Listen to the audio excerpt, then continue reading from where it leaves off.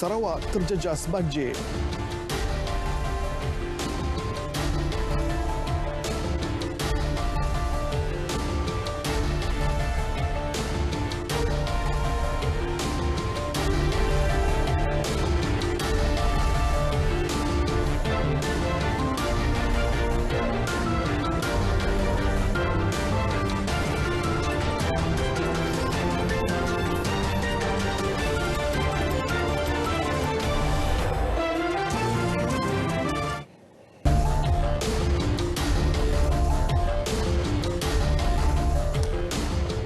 Selamat malam dan salam sejahtera. Anda bersama saya Mohan Chinasami, Berita Tengah Malam. Baik, kita mulakan dengan berita yang menyedihkan bagi industri sukan bola sepak negara. Bekas pemain bola sepak kebangsaan Serbagat Singh atau lebih dikenali sebagai Shabby Singh meninggal dunia. Persatuan Bola Sepak Malaysia FAM mengucapkan takziah kepada keluarga Shabby atas pemergian mendiang secara mengejut petang tadi. Shabby, 61 tahun, dilaporkan meninggal dunia dipercayai akibat serangan jantung ketika berbasikal di Keledang, Johor. Shabby memulakan kerjaya di gelanggang bola sepak sebagai pemain bahagian pertahanan bagi pasukan Johor FA sebelum berpindah ke pasukan bola sepak Kuala Lumpur pada 1983. Mendiang juga pernah beraksi bagi pasukan Negeri Sembilan FA dan Pahang FA sebelum menamatkan kerjayanya dengan Perak FA pada tahun 1996. Sejak bersara sebagai pemain kebangsaan, Mendiang meneruskan khidmat sebagai jurulatih dan menjadi hos rancangan sukan di Asia. Bukan sahaja pernah berkhidmat dalam mengendalikan pasukan kebangsaan, bahkan Mendiang juga pernah menjawat jawatan penasihat global Kelab Blackburn Rovers pada tahun 2012.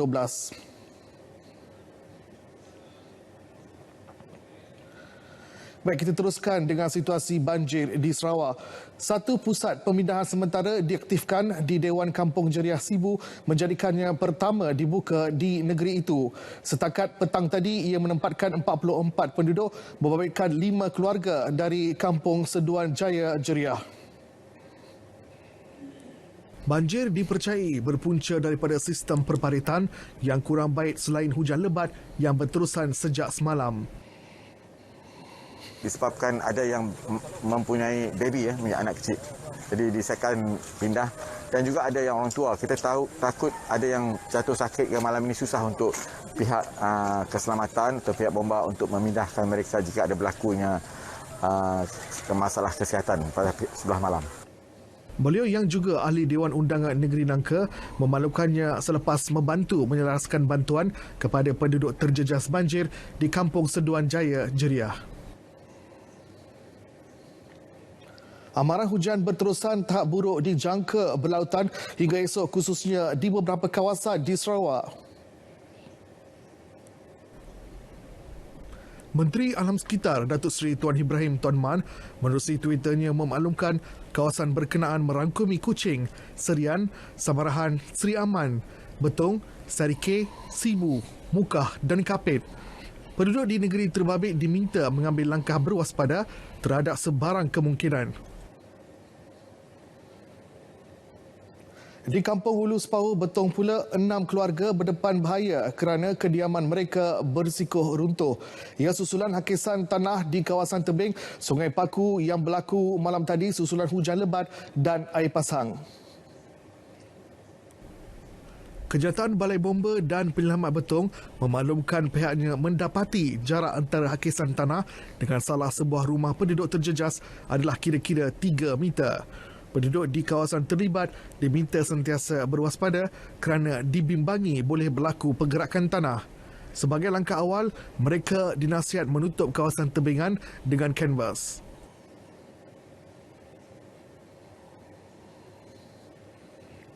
Saudara, berbeza dengan Sarawak, situasi banjir di dua lagi negeri terjejas iaitu Johor dan Melaka terus mencatat penurunan. Setakat 11 malam tadi, 753 penduduk terjejas sedang berlindung di 18 pusat pemindahan sementara. 733 daripada keseluruhan individu terjejas direkodkan di Johor. Kesemuanya ditempatkan di 17 PPS. Di Melaka, hanya 1 PPS masih dibuka menempatkan 20 individu.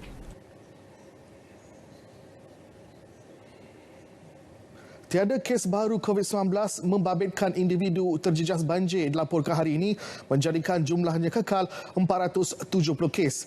Bagaimanapun 13 kes penyakit berjangkit dikesan. 112 daripadanya merupakan jangkitan saluran pernafasan akut. Ia menjadikan kumulatif kes berkenaan 1,516. Baki satu lagi kes penyakit berjangkit yang dilaporkan membabitkan gastroenteritis akut.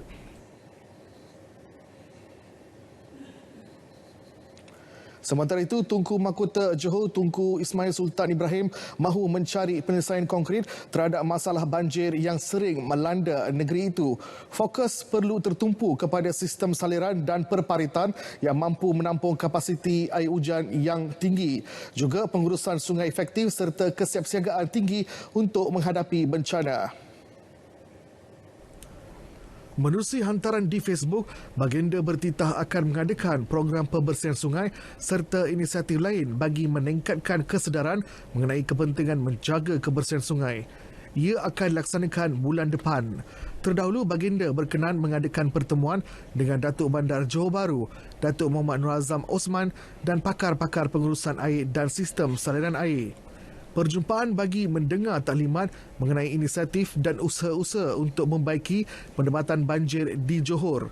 Tunku Ismail bertitah Sultan Johor sekeluarga akan terus berusaha bersama pihak kerajaan dalam mencari penyelesaian tetap agar rakyat Johor tidak perlu berdepan dengan bencana itu lagi. Banjir yang melanda Negeri Sembilan baru-baru ini bukan disebabkan aktiviti pembalakan. Menteri Besarnya Datuk Seri Aminuddin Harun menegaskan tiada aktiviti pembalakan terutama di kawasan Jeramtoi dan Gunung Berembun. Jelasnya longgokan kayu yang hanyut di lokasi terjejas banjir merupakan kayu-kayu reput di bawah arus air. Tak berlaku pembalakan di situ dan gambar itu kayu yang reput. Kayu-kayu yang reput. Sebab tu kita boleh selesai 2 hari ya. Pembersihan tu boleh selesai 2 hari kat rumah makcik tu dengan kayu yang banyak tu pun 2 hari lebih lah. 3 hari kot selesai. Walaupun memang banyak kayu di rumah tersebut. Dalam perkembangan lain, beliau maklumkan kawasan eko pelancongan Jeramtoi yang musnah akibat banjir akan dibangunkan semula secara berperingkat dengan peruntukan awal mencecah RM3 juta.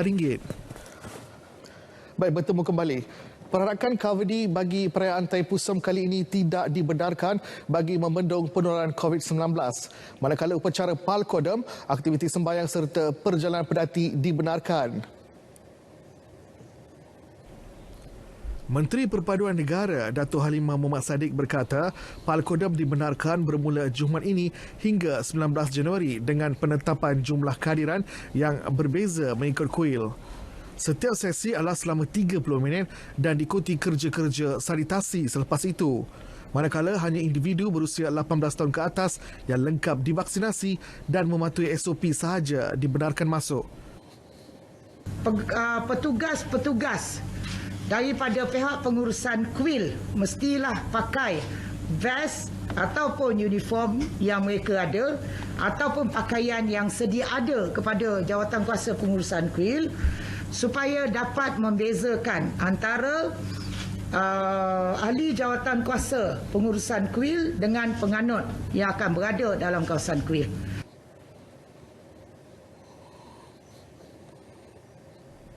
Sementara itu, beliau menegaskan pihak pengurusan kuil bertanggungjawab memastikan penganut Hindu mematuhi SOP ditetapkan. Pihaknya akan membatalkan upacara di kuil-kuil yang dikesan berlakunya penularan COVID-19.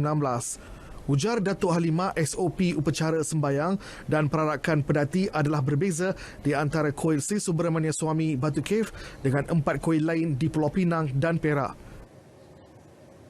Dan saya juga ingin memaklumkan bahawa saya telah pun membentangkan cadangan untuk SOP Taipusam ni dalam mesyuarat kuartet yang sebelumnya. Dan saya telah dinasihatkan oleh Jawatankuasa Kuartet untuk saya turun buat libat urus sekali lagi dengan semua fungsi-fungsi kuil yang ada. Dan saya telah pun turun bersama-sama dengan Datuk KSU saya, bersama dengan pihak PDRM daripada Bukit Aman, bersama-sama dengan pihak MKN pusat Dan bila kita turun ke kawasan-kawasan daerah, bila berjumpa dengan fungsi-fungsi kuil, sambil lawatan pada kuil-kuil yang kita turun, pihak Tuan OCPD daerah pun ada sekali. Kerana yang akan memantau dari segi pelaksanaan pematuhan kepada Akta 342 ni ialah PDRM daerah, iaitu Tuan OCPD, dan KKM daerah dan juga MKN. Dan Berkuat kuasa esok pengembara yang pernah dijangkiti COVID-19 dalam tempoh 11 hingga 60 hari dan telah lengkap divaksinasi COVID-19 tidak perlu menjalani kuarantin wajib sebaik tiba di Malaysia. Manakala pengembara yang belum menerima vaksinasi lengkap atau tidak divaksinasi diarah kuarantin wajib 7 hari di stesen kuarantin. Bagaimanapun, kesemua kategori pengembara masih perlu melakukan ujian pengesanan COVID-19 menggunakan RTK antigen di hadapan petugas kesihatan yang ditempatkan di pintu masuk antarabangsa PMA Malaysia.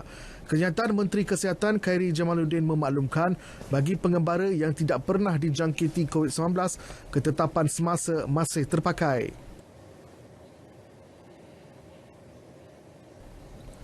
Sementara itu, Khairy maklumkan bukti penerimaan vaksin dan keputusan ujian makmal mengenai sejarah jangkitan COVID-19 dalam bentuk digital atau yang dicetak perlu ditunjukkan pengembara kepada pihak berkuasa di PMA Malaysia.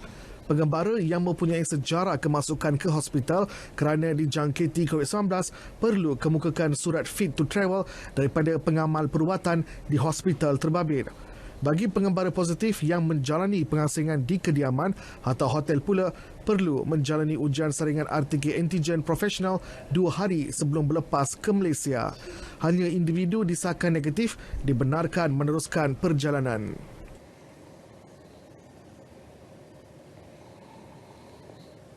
5 individu mengaku menerima sijil vaksinasi COVID-19 tanpa disuntik daripada sebuah klinik swasta di Marang, Terengganu. Pengakuan dibuat secara sukarela kepada polis. Kesemua individu terbabit bersedia menjadi saksi dan akan segera dipanggil memberi keterangan kes berkenaan. Barang kes yang dirampas seperti komputer riba dan telefon bimbit pula akan dihantar ke bahagian forensik Jabatan Siasatan Jenayah Komersial Bukit Aman. Kalau kita lihat daripada sinarai mereka yang telah mengisi letter of consent iaitu kebenaran untuk vaksin itu, yang kita rampas adalah berjumlah lebih pada 1,900. Jadi daripada jumlah tersebut ada yang genuine dan ada yang tidak menerima suntikan tetapi mungkin dikeluarkan sijil vaksin iaitu MySejahtera. So kerana itulah kita akan jalankan siasatan selanjutnya di mana akan dimainkan peranan yang lebih iaitu ataupun kerjasama yang lebih oleh pihak Jabatan Kesihatan Negeri Terengganu. Sementara itu, Ketua Polis Negara Tan Sri Akril Sani Abdullah Sani tidak menolak kemungkinan sindiket sama turut wujud di negeri-negeri lain. Justru polis telah mempergiat operasi disekan bagi memburu pihak terlibat. Saya telah mengarahkan ke semua telah mengarahkan PGSJ, Datuk Seri Hassan dan juga pengarah Jabatan Siasatan Jenayah Komersial untuk menjalankan risikan dan mengesan sama ada terdapat lagi perkara-perkara yang sama berlaku di tempat-tempat yang lain.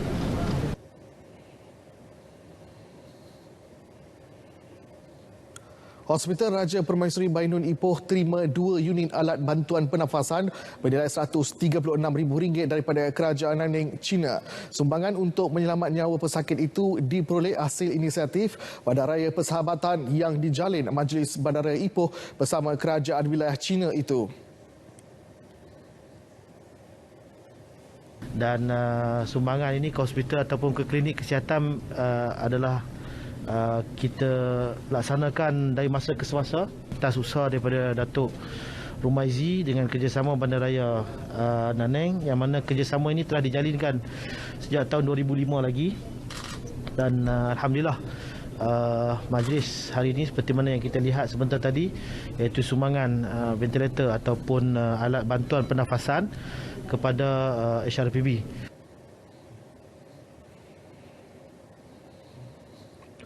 Peka dengan penyediaan pembelajaran yang berterusan tanpa mengira latar belakang, Mendorong Yayasan Bank Rakyat TBR membantu organisasi yang memerlukan. Terbaru, YBR menghulurkan sumbangan kepada Pusat Autism PDRM bagi pembelanjaan kos operasi. Kami memahami bahawa kos operasi untuk menguruskan pusat autism ini adalah bukan murah, dan saya difahamkan bahawasanya Yayasan Pengaman dan PDRM telah berusaha agar supaya pusat autism ini antara pusat autism yang terbaik di dalam negara, dan ekoran daripada itulah Yayasan Bank Rakyat tampil hanya mengambil masa yang hanya 4 hari untuk kita memutuskan, kita bawa dalam mesyuarat lembaga pemegang amanah untuk memberikan sedikit sumbangan. Beliau berkata demikian pada program pendidikan dan kemahiran awal murid autism di Pusat Autism PDRM Ibu Negara. Dalam majlis ini, YBR menyumbangkan RM100,000 kepada Pusat Autism PDRM. Cek diterima Ketua Polis Negara Tan Sri Akril Sani Abdullah Sani. YBR juga akan memperkasakan lagi kualiti pendidikan di Pusat Autism PDRM yang ketika ini menempatkan 23 anak istimewa. 10,200 pengusaha kantin di seluruh negara kini menarik nafas lega selepas kerajaan memberi pengecualian bayaran sewa kantin selama 6 bulan bermula bulan ini.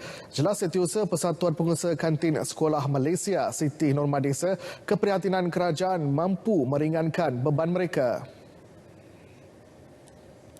Jadi dengan keadaan sekarang juga selepas pada awal tahun 2022 ni kenaikan harga barang pun meningkat. Jadi itu pun menambah lagi kerugian mereka, dan harga-harga yang mereka jual di kantin tidak dapat balik modal pun sebenarnya sebab mereka menggunakan harga pada tahun lepas. Itu pun saya harap pihak kerajaan pandang serius mengenai kenaikan harga barang dan terutamanya barang yang dibeli oleh pengusaha kantin.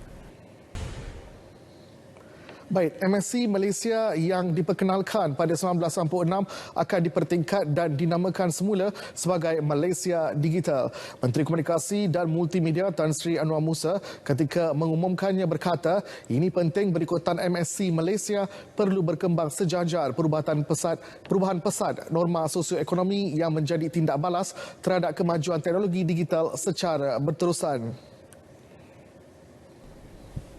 Sejak diperkenalkan, MSC Malaysia terbukti menjadi pemangkin dan mentransformasi Malaysia sebagai ekonomi berteraskan pengetahuan, kata beliau.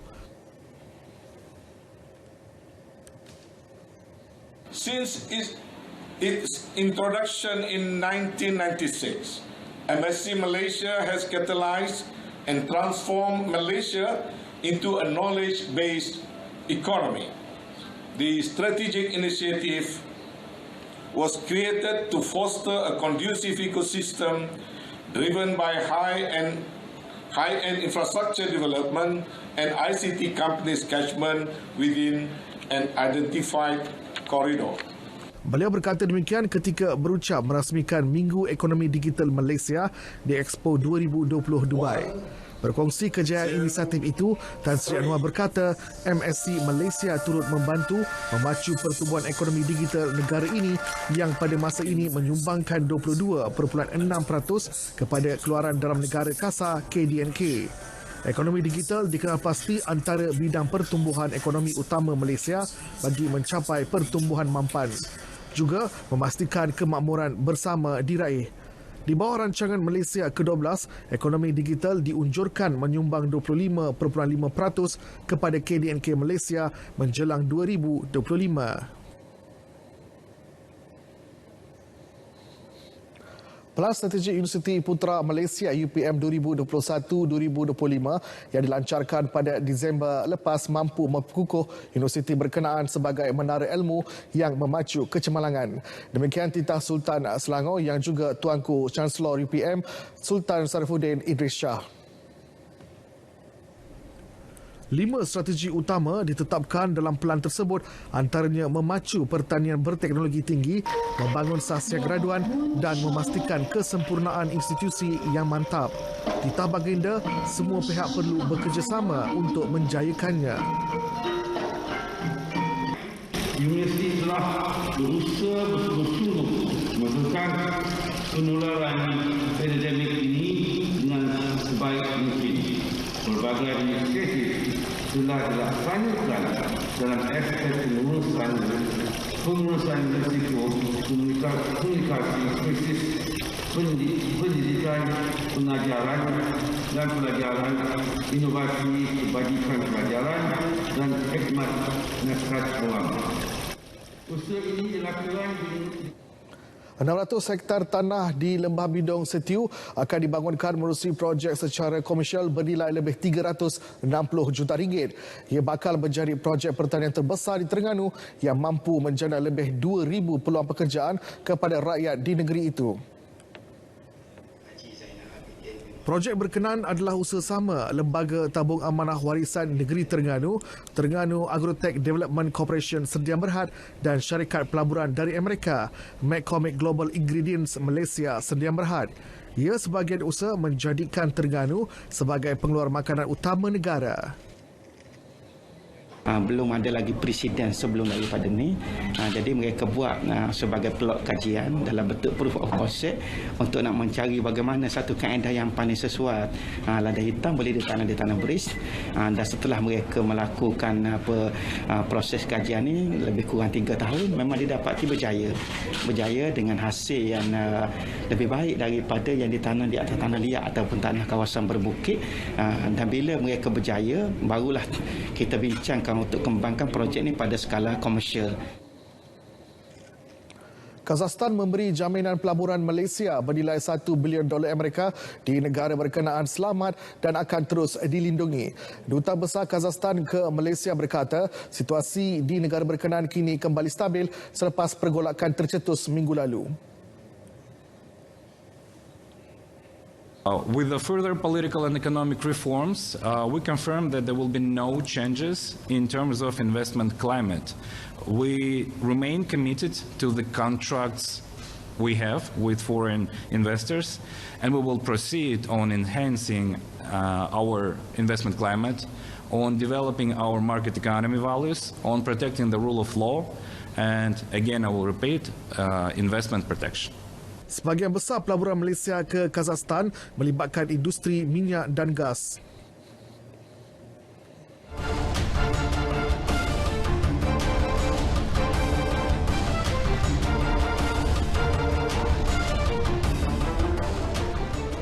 Baik, kita ke perkembangan sukan. Bagi memastikan kerancakan Liga Malaysia berlangsung sepanjang tahun 2022, Liga Bola Sepak Malaysia MFL tidak akan menghentikan jadual perlawanan Liga ketika kejohanan Liga Juara-Juara Asia ACL dan Piala AFC berlangsung tahun ini.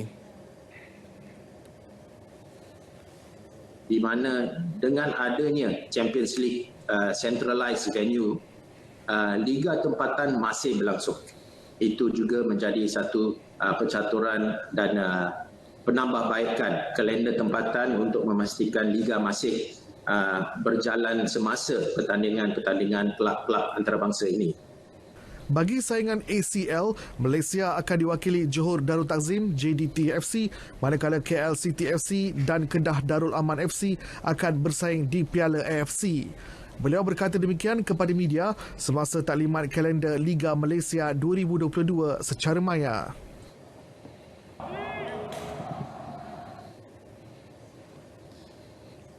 Baik, sedikit perkembangan badminton terbuka India. Bergu campuran negara Chang Pen Soon Valerie Siu memulakan langkah kanan apabila menumpaskan wakil tuan rumah Raju Muhammad Rehan Jamaluddin Anis Kausar pada pusingan pertama. Pasangan pilihan kelima kejohanan itu hanya memerlukan masa 20 minit untuk mara ke pusingan kedua dengan kemenangan 21-4, 21-9. Bagi Pen Soon, perlawanan tersebut sebagai aksi pemanas badan terbaik buat mereka sebelum berdepan lawan yang lebih sukar. Selepas ini, Pen Soon, Valerie dijadual bertemu satu lagi pasangan India, Kashish Sharma Saruni Sharma bagi perebutan tempat ke suku akhir esok. Very good win today saya dengan Valerie lawan India pair tadi. Ini yang first match saya dengan Valerie. So harap kita boleh teruskan So far saya dengan dia punya combination very good. Even dalam training atau tadi game tadi. So harap kita boleh challenge lagi kuat punya opponent. Valerie dipilih sebagai gandingan baharu Peng Sun selepas dia berpisah dengan pasangan lamanya Goh Liu Ying bulan lalu setelah bergandingan selama 13 tahun. Peng Sun seterusnya kembali ke pangkuan Persatuan Badminton Malaysia BAM untuk meneruskan usahanya layak ke Sukan Olimpik Paris 2024. Dalam satu lagi pertemuan, pemain persorangan lelaki muda negara, Eng Zi Yong mempamerkan aksi cemerlang apabila menundukkan pilihan ketujuh dari Indonesia, Tommy Sugiarto. Pemain berusia 21 tahun itu berjaya memberi cabaran sengit di set pertama untuk menang 21-16 sebelum tewas 14-21 di set kedua. Set penentuan menyaksikan Zi Yong menguasai permainan untuk mudah menjinakkan Tommy 21-5. Dia dijadual bertemu pemain Perancis Lucas Clarbot pada pusingan kedua esok.